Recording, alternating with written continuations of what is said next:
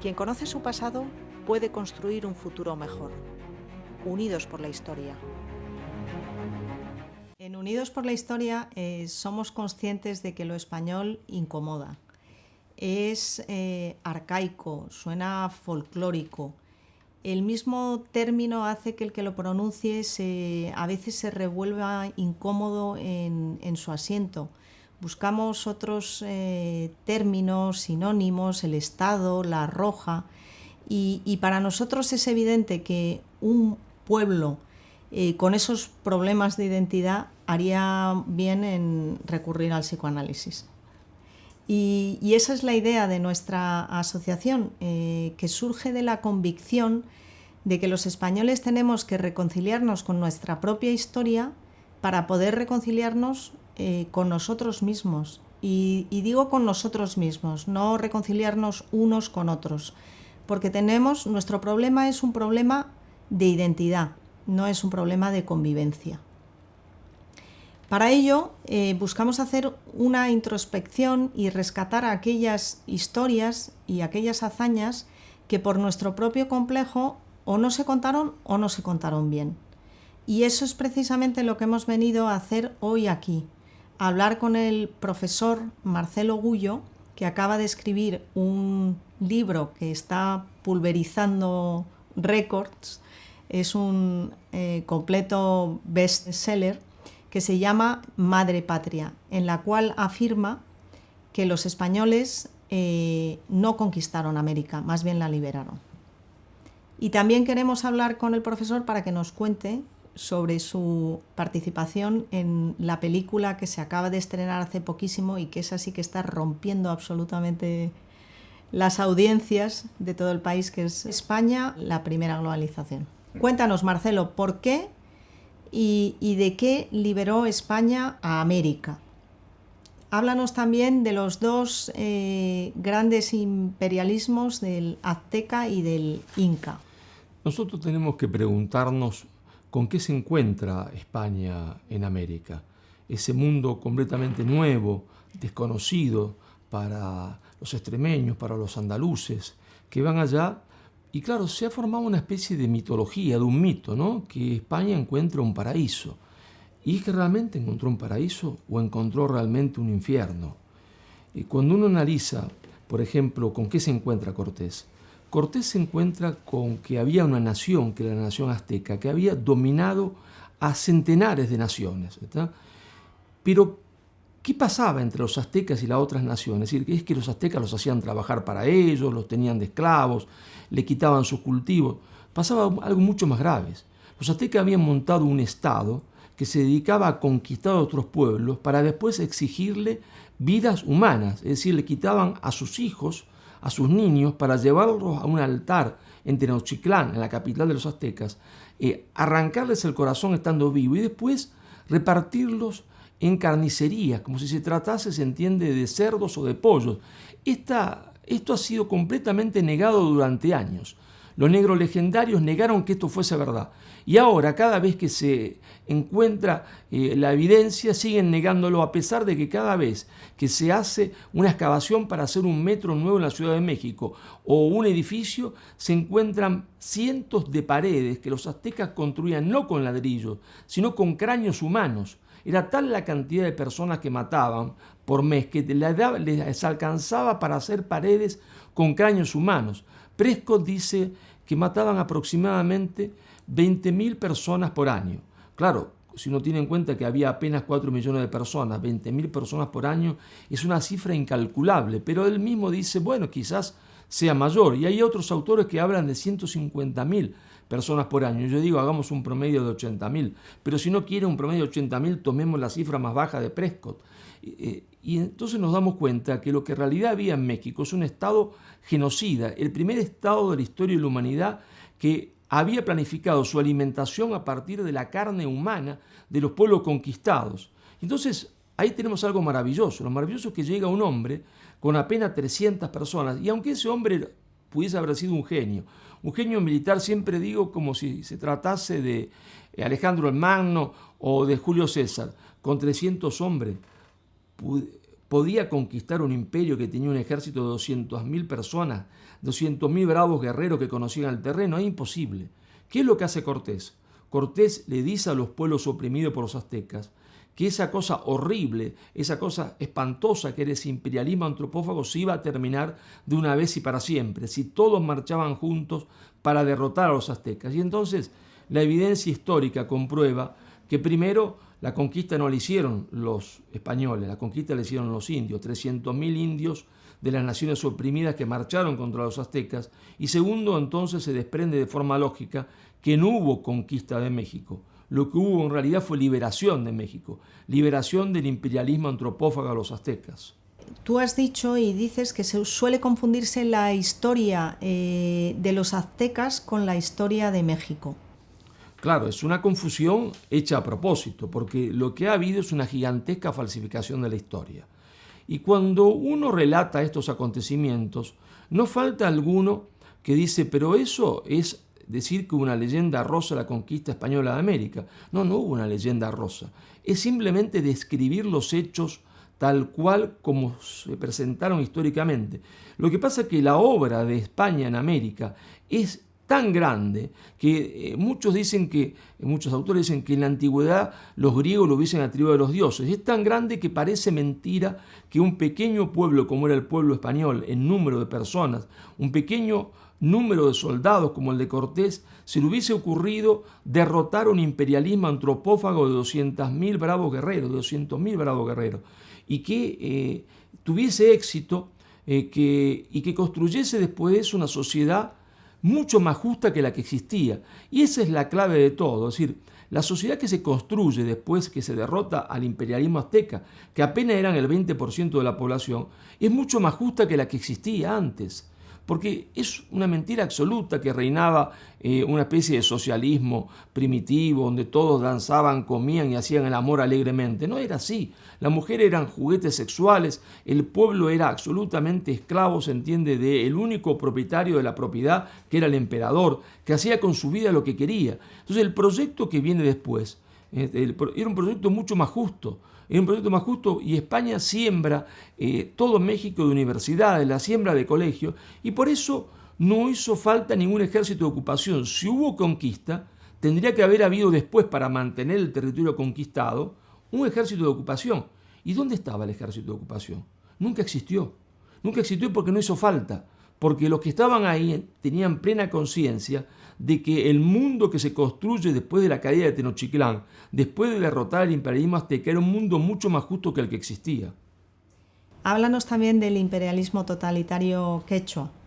Bueno, es cierto que el imperialismo totalitario inca o de los quechuas no practicaba la antropofagia, a diferencia de esa cosa atroz que había en México, pero sí es cierto que practicaban sistemáticamente el sacrificio de niños. También esto se ha ocultado durante tantos años, se dijo que simplemente eran relatos inventados por los sacerdotes españoles para justificar la conquista, ¿no? Solo relatos, inventos de los conquistadores y sacerdotes.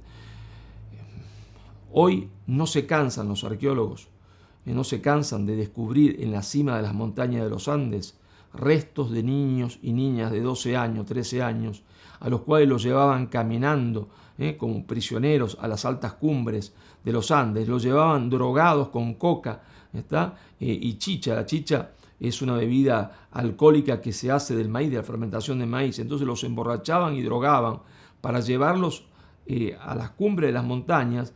Ahí o los ataban y los dejaban para que se muriesen de frío, o esperaban en las noches de tormenta que algún rayo los destruyera. Es decir, es una cosa atroz lo que hacían con los niños. Pero claro, uno dice, ¿lo hacían con los niños quechuas? No, lo hacían con los niños de los pueblos que ellos habían oprimido. Porque la gran confusión en el Perú, la gran confusión en México, ¿cuál es?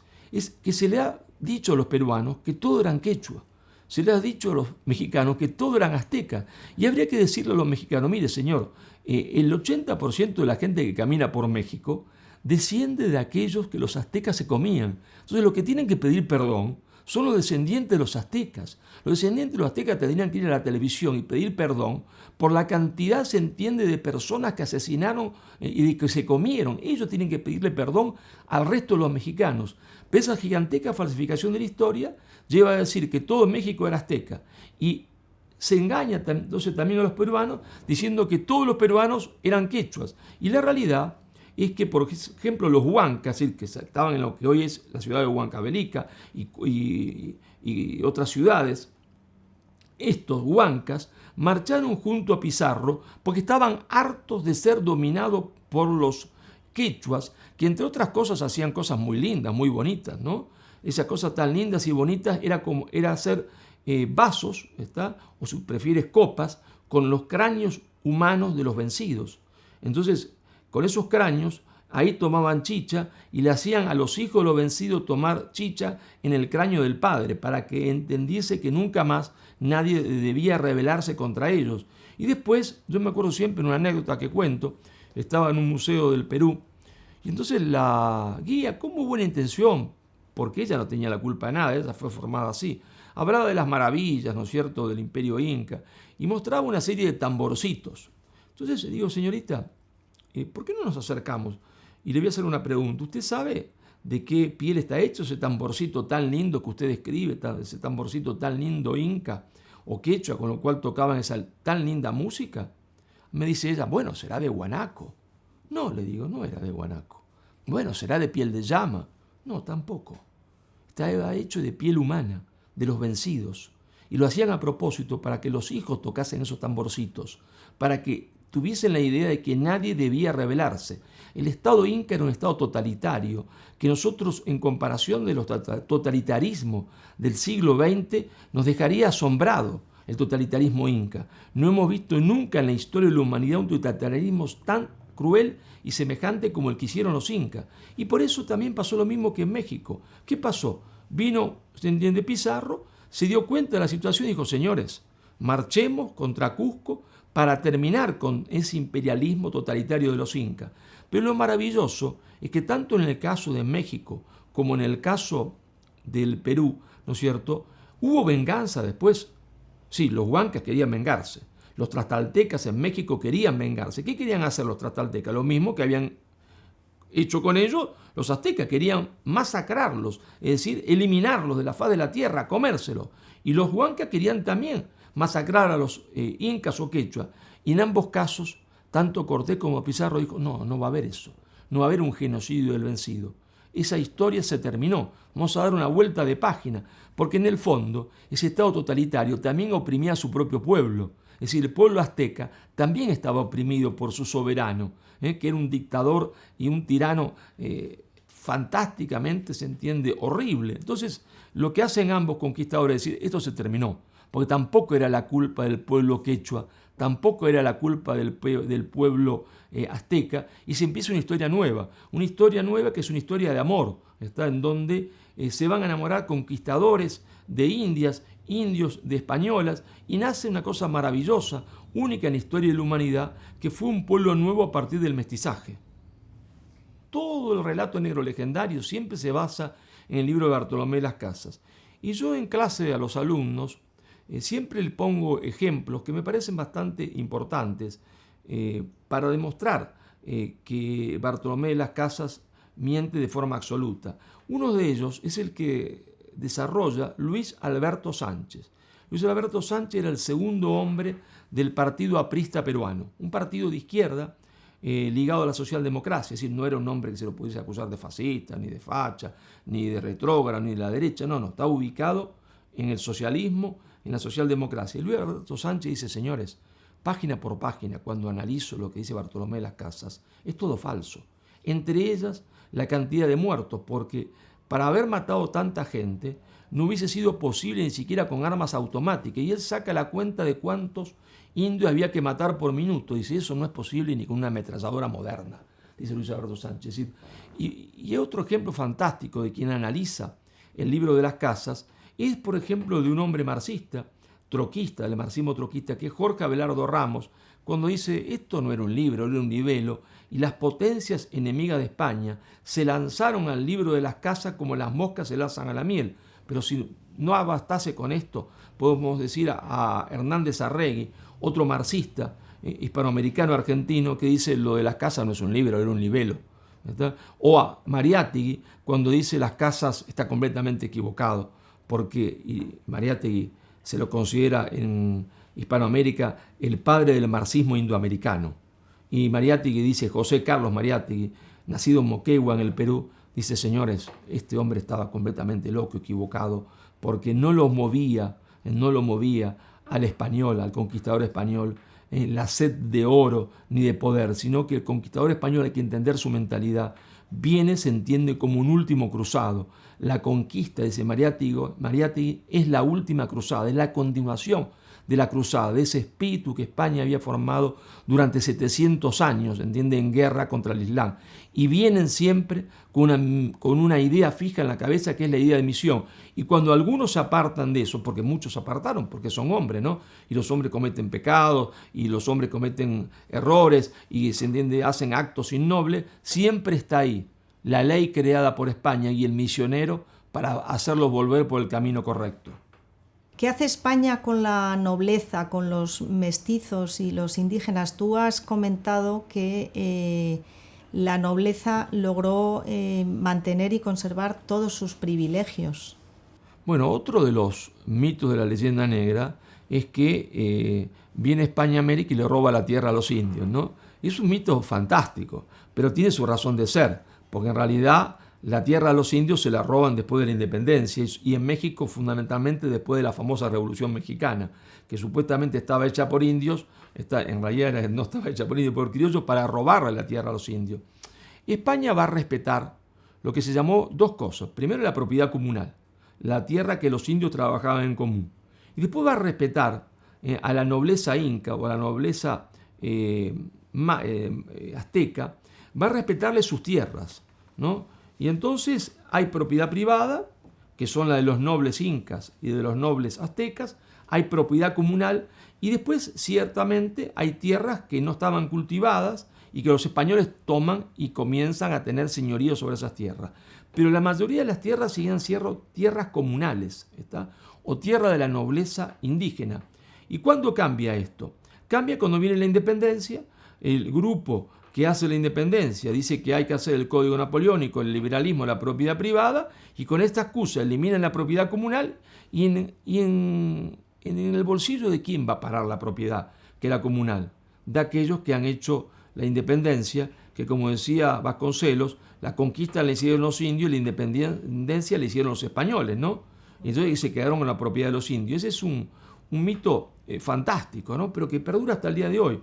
La nobleza conservó todos sus privilegios. Y también nos gustaría que nos hablaras de el mestizaje y nos comentaras, si es posible, algunos de los ejemplos más característicos o espectaculares de ese mestizaje, si nos puedes poner algunos ejemplos. Sí, claro. Por ejemplo, hay un ejemplo que es fantástico, dos ejemplos que son fantásticos. El primer ejemplo es el de Cortés, ¿no? Hay algunos que andan diciendo por ahí, ¿no es cierto?, que cuando uno cuenta estas cosas que parecen mágicas, ¿no? No son mágicas, son la realidad. Es una leyenda rosa la conquista española de América, ¿no es cierto? Y defienden la conquista inglesa de la América del Norte, y entonces dicen, no, lo que pasa es que los ingleses no se mezclaron porque esos indios eran muy burros, y entonces, como no podían explotarlos, los mataron a todos. Y en cambio nosotros nos mezclamos porque eran una civilización, llaman civilización a los aztecas, ¿no? Al imperialismo antropófago a los aztecas. Entonces por eso nos mezclamos, porque era una civilización, los ingleses no llevaron mujeres, nosotros no. Pero Cortés mezcla su sangre mucho antes de saber qué va a pasar en México. Mezcla su sangre porque se enamora de una mujer. Y se enamora como se enamora a todos los hombres, por más que Cortés estaba casado, se enamora de esa mujer. Y tiene un hijo. ¿Y qué hace con el hijo? Bueno, lo que hace con el hijo es nombrarlo, tratar por todos los medios que lo nombren caballero de la Orden de Santiago, es decir, que estuviese en lo más alto de la escala social de España, y darle la mayor educación posible. Y aquellos que admiran tanto a los británicos y a los norteamericanos, habría que preguntarle qué hizo Jefferson con sus hijos, porque son bastante ignorantes, ¿no? Porque dicen, nosotros nos mezclamos porque fuimos sin mujeres, y los anglosajones no se mezclaron porque fueron con sus mujeres. No, sí se mezclaron. Jefferson tuvo muchos hijos con esclavas negras, y Jefferson a todos los hijos que tuvo con sus esclavas negras la vendió como esclavos. A su propio hijo vendió como esclavo porque eran negros, porque eran profundamente racistas. Mientras que Jefferson vendió a sus hijos como esclavos, Cortés lo hizo caballero de orden Santiago, le dio la mejor educación posible, y su hijo, el hijo de doña Marina y de Cortés, terminó siendo compañero de juego del futuro rey de España, Felipe II. Pero otro ejemplo que es fantástico es el del Inca Garcilaso de la Vega. Su mamá era princesa quechua y su papá, el conquistador Garcilaso, ¿no? ¿Y qué hizo el conquistador? Es decir, tuvo vergüenza de su hijo mestizo, es decir, lo despreció, como hacían los conquistadores ingleses, que sí tenían relación con las indias. Mentira que no la tenían. Y sí tenían relación con las personas africanas, que sí la tenían. Lo que pasa es que para ellos, los hijos que tenían con la población indígena eran bestias, no eran seres humanos. En cambio, para Garcilaso fue su hijo. Le dio la mejor educación posible. Lo convirtió en algo que es fantástico, que es el típico caballero español, que era al mismo tiempo poeta y soldado, historiador y guerrero. Y Garcilaso fue eso, fue poeta, fue historiador, fue escritor y fue guerrero, porque fue parte de la infantería española, como lo fue el hijo de Cortés, y ambos lucharon en todos los escenarios europeos, pero sobre todo lucharon contra la última rebelión musulmana, que de haber tenido éxito hubiese abierto las puertas de España a una nueva invasión musulmana conducida por el Imperio Otomano. Y ambos se jugaron la vida contra los musulmanes en las montañas de Granada, y se la jugaron porque para ellos la patria era el imperio, España era su patria, porque nadie combate tantos años por lo que no quiere, y quieren a esa patria, una patria que comenzaba en los Pirineos y terminaba en Acapulco, y que comenzaba en Alaska y terminaba en la Tierra del Fuego. La quieren porque esa patria era la patria de un mundo más justo que el que jamás había construido en la historia de la humanidad. Hablas también, lo denominas la febril fundación de colegios y de universidades, y haces mención a algunos colegios como la Escuela de San José de Belén de los Naturales. ¿Nos puedes contar un poco sobre ello? Claro, hay una cosa que es un fenómeno interesantísimo, que también uno lo cuenta y aparece ahí la acusación de los imberbes, ¿no?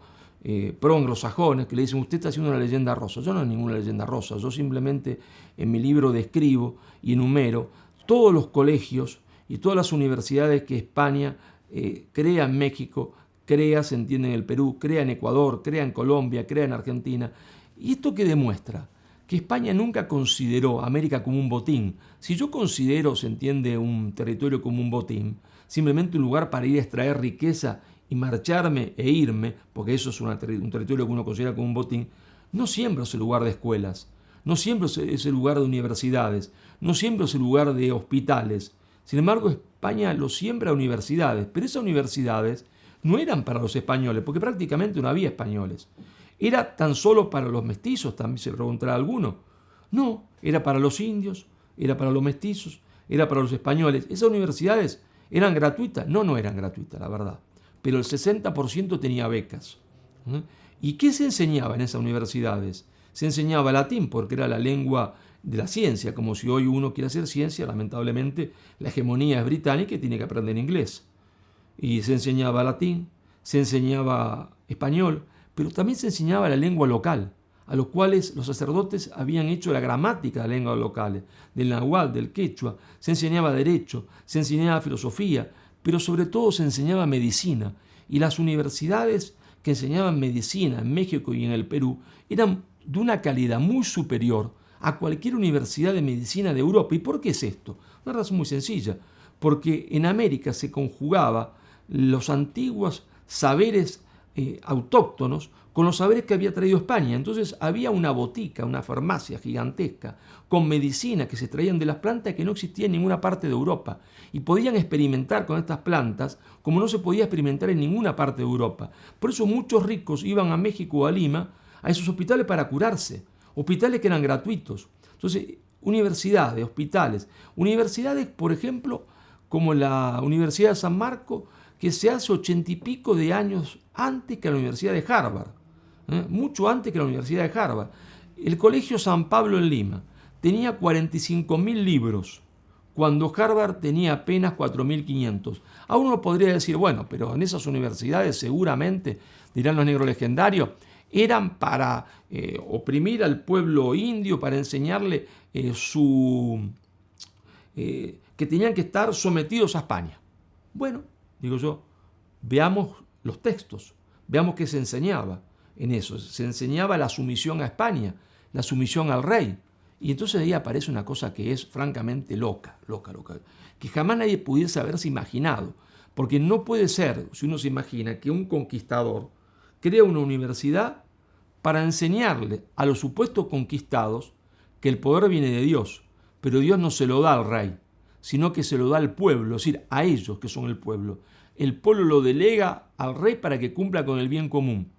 Y si el rey no cumple con el bien común, el poder vuelve al pueblo y tiene derecho a la revolución e incluso al tiranicidio, es decir, a la muerte del rey, que se ha convertido en tirano. Es decir, le están enseñando a la población hispanoamericana que el poder pertenece al pueblo hispanoamericano y no al rey, que el rey de España puede gobernar en tanto y en cuanto cumpla con el bien común. Entonces, ¿dónde está el despotismo? ¿Dónde está, se entiende, la supuesta monarquía absoluta? Hay acá un museo de Madrid, en el cual estuve hace unos días, el Museo Municipal de Madrid, que tiene escrito, hay una frase infame, absolutamente infame. Se refiere a Felipe II y dice la monarquía absoluta de Felipe II. Pero es esa monarquía absoluta, supuestamente absoluta, la que le enseña a los mestizos, indios y criollos americanos que el poder no pertenece a Felipe II, que el poder pertenece a Dios, que Dios se lo da al pueblo, el pueblo lo delega en el rey en tanto y en cuanto cumpla con su deber, y si no, el pueblo tiene derecho al asesinato del rey, al tiranicidio. Y ese mismo rey, esos mismos reyes españoles que van a permitir y fomentar que se enseñe estas cosas, porque después vienen otros reyes españoles que le dicen a los sacerdotes, esto que nosotros predicamos, hay que escribirlo porque los franceses han escrito y están teorizando en sus universidades lo que sí era el absolutismo monárquico. Ellos teorizan en Londres y en París que el poder viene de Dios, pero Dios se lo da al rey, y el rey no tiene que darle cuenta a nadie. Y pasa algo curioso en la historia de la humanidad. Un rey que supuestamente es un monarca absoluto, le va a decir a sus sacerdotes, a sus teólogos y filósofos, tienen que escribir algo para explicar que el poder no es mío, que el poder es de Dios y Dios se lo da al pueblo. ¿Pero dónde se ha visto? Entonces se ha visto cosa semejante que el mismo que detenta el poder le dice a los otros, escriban en contra mía para decir que si yo me porto mal, pierdo mi poder y tienen derecho a matarme. Es fantástico, pero la leyenda negra solo ve, se entiende en la historia de España, se entiende perdición, muerte, absolutismo, violaciones, degeneración, y no dice la verdad. La verdad se entiende que no hubo nada de eso. La verdad que mientras los reyes franceses decían, el Estado soy yo, el Estado soy yo. Mientras que los ingleses decían lo mismo y mandaban quemar las obras de los teólogos españoles, acá, en América y en España, se predicaba estas cosas maravillosas, que son el origen real de la soberanía popular, sin negar la soberanía de Dios, que es la primera soberanía de toda la fuente del poder real. Y también de los hospitales, cuéntanos del hospital que tan pronto como en 1521 fundó Hernán Cortés, y de la sanidad pública y prácticamente gratuita que existió en el Perú. Bueno, lo de Cortés es fantástico, porque es un conquistador sanguinario, entre comillas sanguinario, ¿no? Que lo primero que hace es de la plata de su bolsillo, que estaba tan interesado por el oro y guardarse toda la plata de él y el oro en el bolsillo, que lo primero que hace es decir, vamos a crear un hospital que lo voy a pagar yo. Y resultó tan bueno el hospital y tan buena la construcción del hospital, que el hospital está en pie hasta el día de hoy. Y en ese hospital que crea Cortés, fue el primer hospital donde se hizo una operación a corazón abierto en México. Hay que decir, ¿no?, estas cosas, porque parecen mentira, que ese primer hospital esté en pie ahora, se haya mantenido siempre de forma privada, porque fue sustentado por el dinero de Cortés, por los bienes que Cortés deja para mantener ese hospital. Pero no fue una sección Cortés, porque se montó un sistema sanitario gratuito no en México, no en Perú, en toda Hispanoamérica. Claro, de todo ese sistema sanitario gratuito sobresale el del Perú, porque la cantidad de hospitales que se crearon en Lima fue fabulosa. Y era algo que yo no pude imaginar hoy, porque hoy yo, para tener salud, tengo que pagar un seguro altísimo si no tengo trabajo, y si tengo trabajo me quitan la mitad del sueldo para pagar el seguro de salud, mientras que uno cuando se enfermaba en Lima, iba a un hospital, entraba por la puerta del hospital y decían: a partir de este momento usted no tiene nada que pagar. Sí, cama, comida y atención gratuita. Entonces siempre me saltan a la yugular los negros legendarios. Bueno, profesor, pero esos hospitales eran hospitales de la muerte, donde uno se iba a morir porque no curaban nada. Ah, bueno, mi hermana murió de cáncer también. Los hospitales de hoy también son hospitales de la muerte, porque muchas enfermedades no se curan, pero cuesta una fortuna cuando uno llega al hospital. En esos hospitales que sí se curaban muchas enfermedades, porque sabían cómo curarlas con las hierbas naturales, ¿no? Eran gratuitos y cubrían a toda la población, no importaba si uno era negro, si uno era mestizo, si uno era criollo, mezcla de negro con indio, eran gratuitos para todos. Y sin embargo, hoy la población que deambula por la ciudad de Lima, 8 millones de personas viven en Lima, y muchos de ellos en la miseria, y mueren en las calles sin atención médica, ellos creen que la culpa de todo ese desastre la tiene, se entiende, la conquista española de América, y no saben que sus antepasados, en esa Lima extraordinaria, que fue una capital incomparablemente mejor que cualquier ciudad de España y de Europa, en esa Lima sus antepasados iban a un hospital y una vez que cruzaban la puerta del hospital eran atendidos de forma gratuita hasta que eran curados, o lamentablemente, como muchas enfermedades no se curan, hasta que morían, pero morían con asistencia permanente hasta el último momento. Esto es lo que hizo España en Hispanoamérica, una manera de saber si estuvo bien o estuvo mal es una comparativa con las otras potencias extranjeras, ¿no? ¿Qué hicieron ellos? ¿Qué hizo, por ejemplo, Francia en Argelia, Portugal en Mozambique, Gran Bretaña en Australia, en Canadá, en Estados Unidos? Claro, la mejor forma siempre es comparar, ¿no? Y hay que comparar, porque la empresa de España en América fue una empresa de hombres. Es cierto que esos hombres cometen errores, es cierto que esos hombres a veces cometen actos que no estaban dentro de la ley. Es cierto que no se trata de que eso fuese un paraíso porque es una empresa hecha por hombres y no por ángeles. Pero entonces comparemos la empresa de España en América y qué es lo que hicieron los ingleses en los Estados Unidos, qué es lo que hicieron los ingleses en Australia, qué es lo que hicieron los franceses en Argelia. Entonces vamos a ver que los franceses en Argelia no hicieron nada, salvo considerar a Argelia como un botín. Eso hicieron, considerar a Argelia como un botín.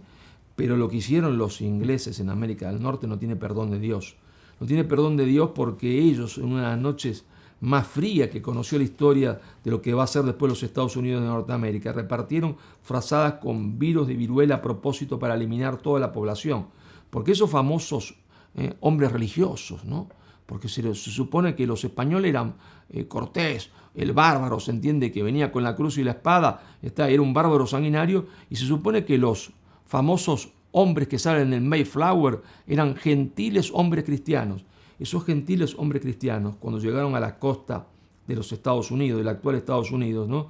Festejaron la viruela que había, diciendo que era un signo de Dios para eliminar a todos los nativos, porque ellos tenían la política de que ellos eran un nuevo pueblo elegido por Dios, ellos que estaban en el Mayflower, y los demás que estaban en la costa merecían la muerte. Por eso su política fue el mejor indio es el indio muerto. Y desde el primer instante se plantearon esto, porque la verdad es que cuando ellos todavía están en los barcos y se enteran de las enfermedades, festejan como un signo de Dios la eliminación del otro. Esos son los cristianos protestantes anglosajones, tan admirados por muchos españoles hoy acá, que dicen, no, lo que usted dice, profesor Gullo, es leyenda rosa de la conquista española de América, y lo que usted dice es una leyenda negra de la conquista inglesa. Leyenda negra. ¿Por qué no leemos los textos de esos que salen de Inglaterra y de Holanda y que van a los Estados Unidos creyendo ser un nuevo pueblo elegido por Dios y diciendo que todos los otros no merecen más que la muerte? Y fue la política de eliminarlos uno por uno Y cuando no podían eliminarlo, primero es expulsarlo del territorio. ¿A dónde? Yendo el río Mississippi. Expulsarlo de sus tierras. Y después esa política la continuó Estados Unidos. La continuó Estados Unidos con todos sus hombres, y con algunos que son emblemáticos. Así, a mí siempre me gusta decir, yo era fanático de una serie de televisión que trataba sobre la historia del general Custer, ¿no? Y yo admiraba a Custer, ¿no? Porque era un tipo pintón, ¿no? Valiente, con su Winchester. Pero Custer era un asesino, como su 7º regimiento de caballería. Custer ordenaba que había que masacrar a los indios y a los niños. No se entiende a los niños con munición, porque la munición había que ahorrarla y entonces pisarlo con los caballos. Es decir, ellos ejecutaron el genocidio de los pueblos indígenas de la América del Norte. Por eso, hoy, ¿dónde están los indios de Estados Unidos? En algunas reservas, Los pusieron en reserva cuando los vencieron. Reservas que eran reservas de la muerte, para que se emborrachasen y muriesen ahí. Entonces, la comparación entre las conquistas no tiene forma de compararse lo que hizo América, lo que hizo España en América. Comparemos Portugal en Mozambique. Creó una universidad 200 años después. En Angola, ¿qué hizo? Nada. Pero lo que hicieron los ingleses en Australia fue fabuloso, fabulosamente trágico, porque ellos llegaron ahí, sabían que había población, la contabilizaron unos 600.000, pero dijeron que era terra nullius. ¿Y qué quiere decir que era terra nullius? Yo me pregunté un día, ¿no? Digo, bueno, quiere decir que era una tierra sin seres humanos. Es decir, y al decir esto, ¿qué quería decir? ¿Cuál era la consecuencia? Que como los que estaban ahí caminaban en 2 patas, hablaban, parecían hombres, pero no eran hombres. Y entonces, si no eran hombres, si eran simplemente animales que caminaban en 2 patas y hablaban, se los podía matar a todos. Por eso dijeron que era terra nullius. Y los mataron a todos. Y poblaron a Australia, no de profesores, y no de hombres de ciencia como hace España, que va a llevar a sus mejores profesores a América, sino de delincuentes, de presos, porque los ingleses tenían un problema. Era tal la cantidad de presos que tenían y los ponían en los barcos, en los ríos, que no sabían qué hacer y dijeron, tenemos la solución. Hay una isla gigantesca en el sur del mundo, llevemos a todos nuestros presos, asesinos, violadores, a Australia, será una gigantesca prisión, de ahí no podrán escaparse, y por eso yo no quiero ofender a los australianos.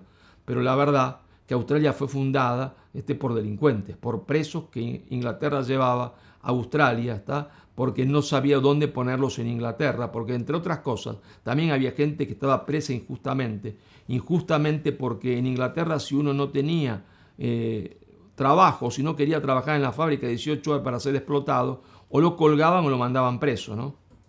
Nos gustaría que nos contases lo que tú denominas la falsificada historia oficial de México, ¿no? Ahora que se ha cumplido, se celebra el 5º centenario de la conquista, tú lo denominas la gran batalla por el relato histórico y también el intercambio de pareceres que has tenido con López Obrador.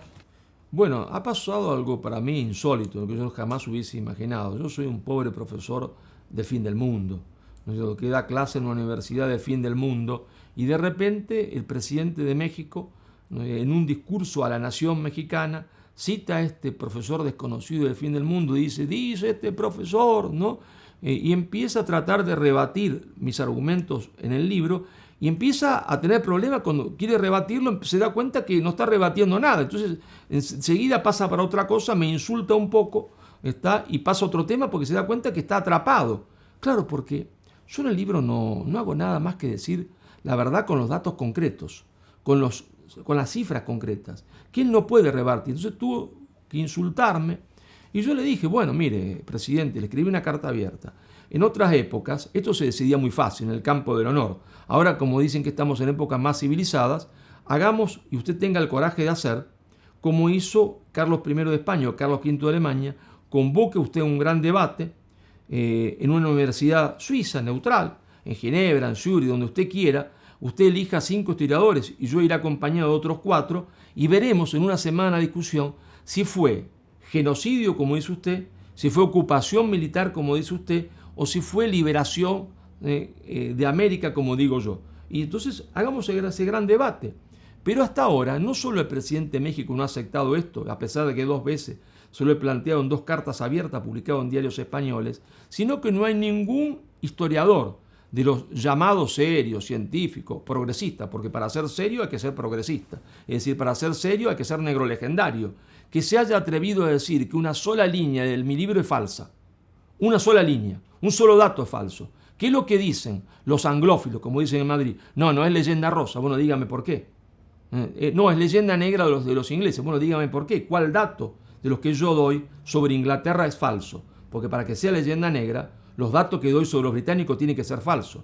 Y para que sea leyenda rosa, los datos que doy sobre España tienen que ser falsos. Sin embargo, ninguno se atreve a decirlo, porque no pueden decirlo. Porque el libro es un libro objetivo, construido sobre la verdad. Porque nada más hacía falta tener el coraje de decir la verdad. La verdad es que el rey está desnudo. La verdad es que la leyenda negra es la obra más genial del marketing político británico. Jamás construido en la historia de la humanidad, porque es cierto que la leyenda negra nace en Italia, pero porque los italianos estaban envidiosos. Ellos eran los descendientes de los romanos y resulta que unos tipos de la periferia del imperio, de una de las provincias, ahora hacen la historia y ellos no. Claro, yo me imagino caminando por Roma un romano diciendo esto, hispano, ahora hacen lo que nosotros hubiésemos querido hacer, lo hacen ellos. Entonces estaban envidiosos. Siempre cuento como aquel que llega a un lugar nuevo, ve a la chica más linda de la ciudad o del pueblo, todo está detrás de ella, llega al nuevo y se lleva a la más linda, y los otros se agarran una envidia bárbara. Y España construyó eso y la envidia italiana fue terrible. En Holanda ya hay un objetivo político de la Casa Orange para fomentar la leyenda negra, pero es en Inglaterra donde esa leyenda negra se convierte en objetivo político. Se utiliza para obtener un objetivo geopolítico que era la destrucción del Imperio Español. Entonces, la leyenda negra es la mentira más absoluta, pero la más eficiente que se ha hecho hasta ahora en la historia de la humanidad. Es absolutamente falsa, pero cuando uno lo dice esto y pone los datos sobre la mesa, salta, usted está haciendo leyenda rosa. No, hago descripción de la realidad objetiva tal cual pasó, se entiende, en esos años. Claro, resulta que los mexicanos, ¿no es cierto?, se preguntan por el origen del subdesarrollo de México. Porque hay que preguntárselo, ¿no? Como un país teniéndolo todo, como México, esta población, territorio, un país que heredó un territorio gigantesco de España, un país que era la Nueva España, no se llama México, la Nueva España, el virreinato de la Nueva España, que era mucho más poderoso que las 13 colonias miserables, porque eran 13 colonias miserables, la de la América del Norte, pobres. No se podían comparar con la riqueza de la Nueva España. Y entonces, ¿cómo empobreció? Y ahí, para ocultar la verdad, dicen, ¿no es cierto?, la culpa de la conquista española, de que destruyó la gran civilización azteca, y nadie ve lo que se construyó después. ¿Pero esto por qué? Esto es porque es una obra maestra de la distracción política. Se dice esto porque no tienen el coraje de decir que el subdesarrollo mexicano se debe a que los Estados Unidos le arrebató el 62% de su territorio, 2.372.000 kilómetros cuadrados. El estado de Texas, el estado de California, el estado de Nuevo México, parte del estado de Colorado, y se lo arrebata en sucesivas formas, pero queda sancionado esto con el Tratado de Guadalupe Hidalgo de 1848, el 2 de febrero de 1848, donde definitivamente la frontera es la que es hoy, donde el 62% del territorio mexicano pasa a poder de los Estados Unidos. ¿Pero qué pasaron? ¿Pasó a poder de Estados Unidos? Piedras, desiertos. No, pasó bajo poder de Estados Unidos el estado de California, que ese mismo año, por casualidad, solamente por casualidad, se convierte en el principal productor de oro del mundo. El principal productor de oro del mundo. Gracias al robo de California, los Estados Unidos se convirtió en el principal productor de oro del mundo, y fue con ese oro que Estados Unidos financió su industrialización. Pero después, en lo que se llamó la segunda revolución industrial, la primera tuvo como base la locomotora y el carbón, la segunda el automóvil y el petróleo, Estados Unidos se convirtió en una potencia industrial, entre otras cosas también porque se convirtió en el principal productor de petróleo del mundo. ¿Y dónde estaba el petróleo norteamericano? Principalmente, no únicamente, en el territorio que había sido mexicano, en Texas. Gracias a Texas, que le robaron a los mexicanos, se convirtió en una potencia, una potencia industrial productora de petróleo, Estados Unidos. Entonces yo le dije al presidente de México, ¿no? Presidente, si usted es tan valiente, en contra de España, ¿por qué no hace lo mismo? Y lo convoca al presidente de los Estados Unidos de Norteamérica, lo lleva a México, hace un gran acto como el que usted hizo para denostar a Cortés, y le dice al presidente de Estados Unidos que delante de todo México le pide perdón a los mexicanos por haberle robado Texas, California, Nuevo México, parte de Colorado, y por haberle robado las minas de oro y el petróleo. ¿Lo hizo? No, ni lo va a hacer jamás, porque los presidentes norteamericanos controlan a los presidentes mexicanos por Twitter, ni siquiera le hablan, como hacía Trump, por Twitter, porque son muy valientes, ¿no? Muy hombres para hablar mal en contra de Cortés y en contra de España, pero me parece que son poco hombres para decirle al presidente de Estados Unidos que la culpa de su desarrollo mexicano la tiene los Estados Unidos, que le arrebató y que le quitó el 62% de su territorio. ¿Y el mito del indio despojado de su tierra? Bueno, ese es un mito fabuloso, ¿no? Porque es uno que más ha perdurado hasta el día de hoy. El mito que más ha perdurado es que le robaron las tierras. Y en México es fabuloso porque resulta que al momento de la independencia, el 60% de la propiedad de la tierra estaba en manos de los indios, en manos de la propiedad comunal de los indios.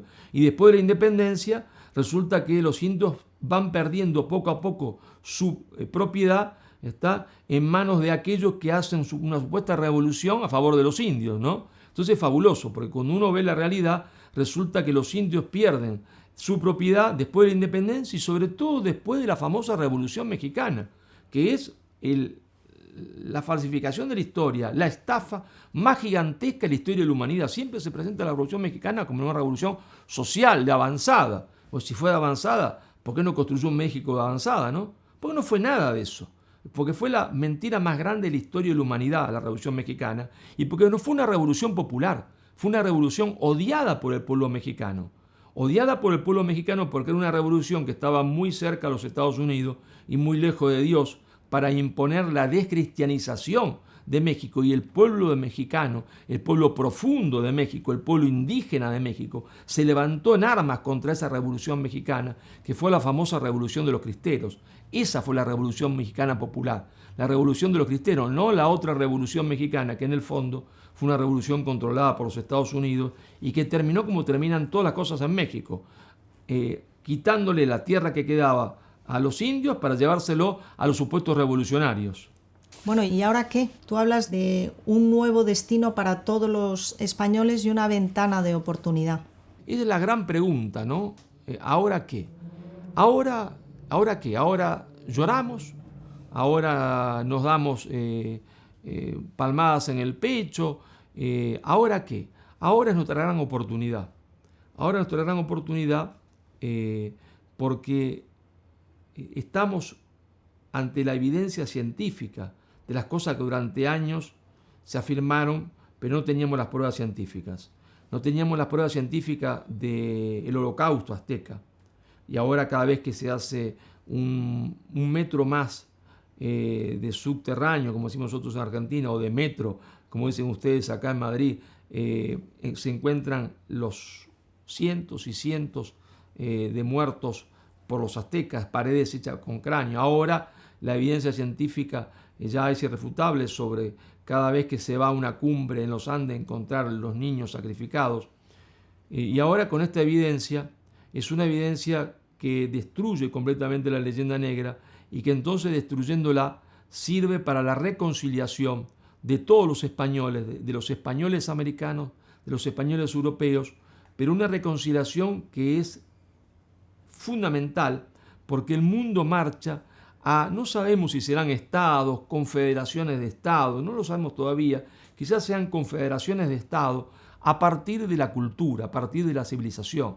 Habrá una confederación de estados anglosajones, una confederación de estado islámica. China en sí misma ya es un estado civilización y esa China peleará contra esa confederación, ¿no es cierto?, en ciernes anglosajona y hoy ya combate, no militarmente por supuesto, con los Estados Unidos por ver quién será el dueño del mundo. Y cuando dos poderes combaten, ¿qué pasa?